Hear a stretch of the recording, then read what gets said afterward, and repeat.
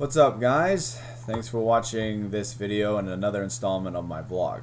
So, the Seattle Storm's playoff run continues with a 92-83 loss to the Phoenix Mercury in Phoenix in Game 2. This game was on the road. Seattle came into this series with a 1-game-to-none lead in the best-of-3 series, and now the series is tied at 1-1. The Phoenix Mercury outscored the Seattle Storm 23-18 in the first quarter and 28-22 in the second quarter. The Storm did fall out of it and then came back. There was a balanced scoring attack, which we'll talk about. And eventually they were able to trim the deficit to 9 points, and unfortunately that's where the score ended at 92-83.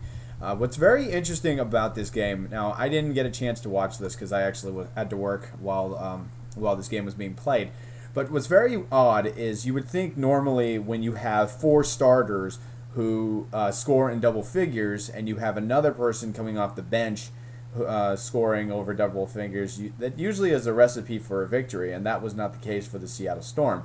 Also, not only that, there are some stats that favor the Storm. If you look at the box score, Seattle shot 59.1% beyond the free throw line compared to the 20% by the Phoenix Mercury.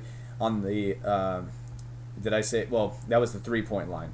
On the free throw line, Seattle was 22 of 26. That was 84.6%, and that's better than Phoenix's 14 out of 20, good for 70%. The Mercury did outshoot the Seattle Storm in field goal range, 55.1% to 41.4%. So, but then again, you have 2 out of the 3 main shooting stats favoring Seattle. So that's kind of interesting there. Leading the Storm in points was Tanisha Wright. She continues to have a good playoff series with 18 points. Sue Bird had 17, and then there was a 3-way tie between Katie Smith, who came off the bench, and then starters Lauren Jackson and Camille Little, who each had 14. The top rebounder for the Seattle Storm was Swim Cash with 5.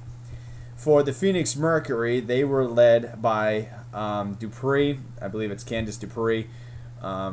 She had 29 points, and Deanna Taurasi had 26.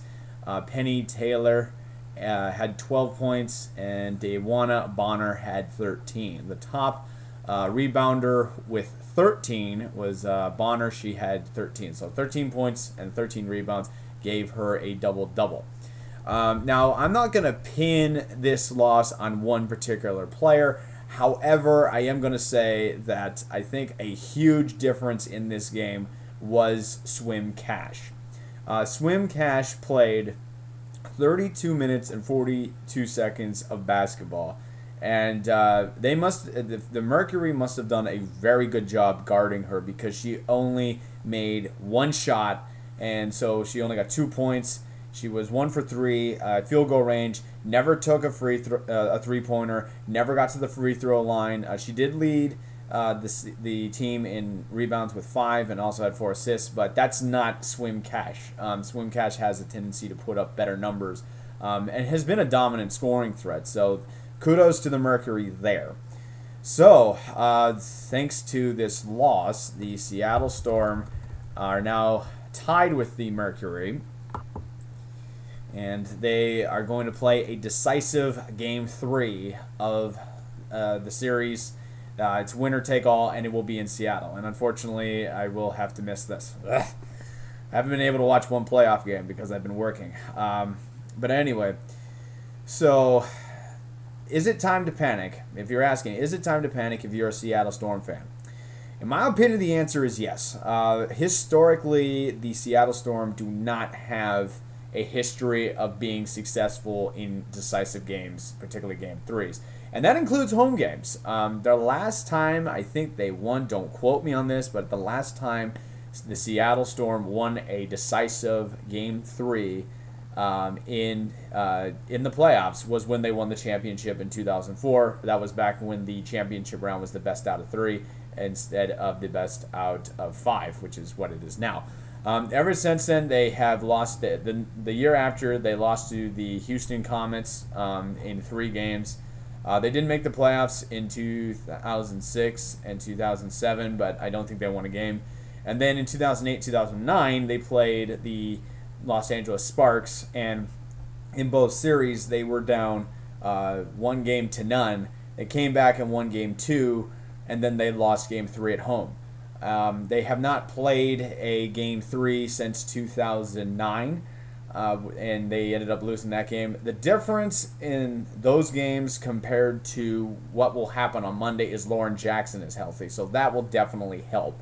But I'm a little nervous. I'm a little nervous about the Storm at this point. That's why I really wanted them to win game 1s and finish them off so they could get some rest, but that's looking like that's not the case right now. So it is. I think I would panic. I would panic a little bit. I'm very nervous going into game 3. So game 3 will be Monday at 7 p.m. at Key Arena. That's Pacific time.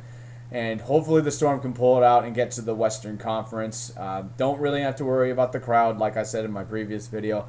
Don't have to worry about Seattle. The fans stepping up. They're gonna do whatever they can do to help the team. But I'm a little nervous. If Lisa Leslie and the Sparks, I know Lisa Leslie didn't play against the Storm because she retired the year before. The Sparks and Storm met in the playoffs last year. But if Lisa Leslie and the Sparks can do it, I'm pretty sure Deanna Taurasi and the Phoenix Mercury can do it, partly because Deanna Taurasi and the Phoenix Mercury have not upset, but they've beaten the Storm in the past. They beat them in 2007. They swept them in the first round of the playoffs. And so it makes me, I'm really nervous. I'm really nervous about this. So, all right, so hopefully the Storm can win. I will recap the game as soon as possible on Monday night. Also, I wanted to say go Seattle Seahawks as they play against the Pittsburgh Steelers tomorrow. Outside of that, go Storm, and yeah, let's see if we can get to the Western Conference. Not really thinking about the championship right now at this point, but let's get out of the first round at least. It'd be nice to win a playoff series. So, thanks for watching. Go Storm, and we'll recap the game as soon as I can after the game's played on Monday. Talk to you later.